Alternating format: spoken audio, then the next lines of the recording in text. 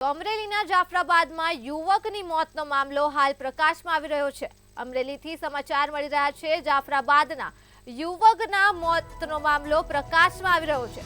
ધારાસભ્ય હીરાભાઈ સોલંકીનું નિવેદન સામે આવી રહ્યું છે। 2 દિવસ પહેલા કરવામાં આવી હતી ધરપકડ તેવું હીરા સોલંકી દ્વારા નિવેદન સામે આવી રહ્યું છે। ધારાસભ્ય હીરાભાઈ સોલંકીનું નિવેદન સામે આવ્યું છે। પરિવારજનોએ પોલીસ પર કર્યો હતો માર મારવાનો આક્ષેપ, ત્યારે માથામાં ઈજાના કારણે ગઈકાલે તેમનું મૃત્યુ થયું છે। તો પોલીસ અધિકારીઓને હીરા સોલંકીની ચીમકી પણ ઉચ્ચારવામાં આવી છે। આ સાથે જ હીરા સોલંકીએ કહ્યું છે આવું કૃત્ય કરવાનો અધિકાર કોઈને નથી।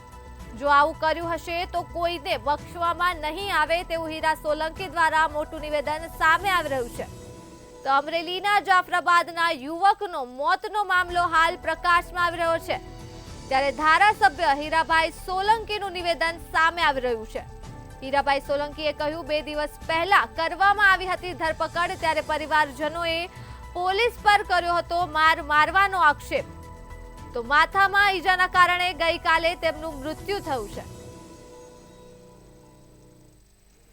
જાફરાબાદ તાલુકાના ભટવદર ગામમાંથી નરેશભાઈ જોડિયા નામક એક વ્યક્તિને સૂત્રાપાડા પોલીસ સ્ટેશન ના અધિકારીઓએ અહીંથી એરેસ્ટ કરેલો અને એમના પરિવારના કહેવા મુજબ આ નરેશભાઈને મારતા અહીંથી પોલીસ સ્ટેશન સુધી લઈ ગયા હતા અને હાલ એને માથામાં ઈજા લાગવાના કારણે ગઈકાલે એમનું મૃત્યુ થયું છે।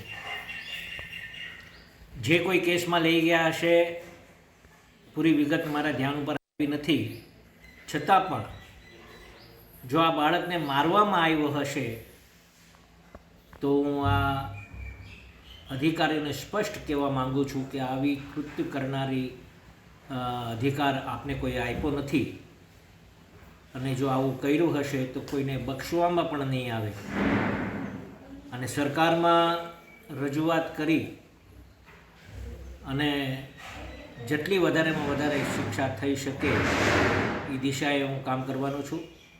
સંપૂર્ણપણે આ રીતે કામ કરનારા લોકો ઉપર જે કાંઈ અધિકારી પર એક્શન લેવાના થતા હશે એ સંપૂર્ણપણે એક આગેવાન તરીકે, એક પ્રજાના પ્રતિનિધિ તરીકે, એક જનપ્રતિનિધિ તરીકે આ મારી ફરજમાં આવે છે અને આવા કરનારા લોકો પર કાયદાકીય રીતે જે કાંઈ એક્શન લેવામાં આવશે એ કરવામાં આવશે। એમાં કોઈ કાચું નહીં કપાય એ આપણે બાંહેધરી આપે છે।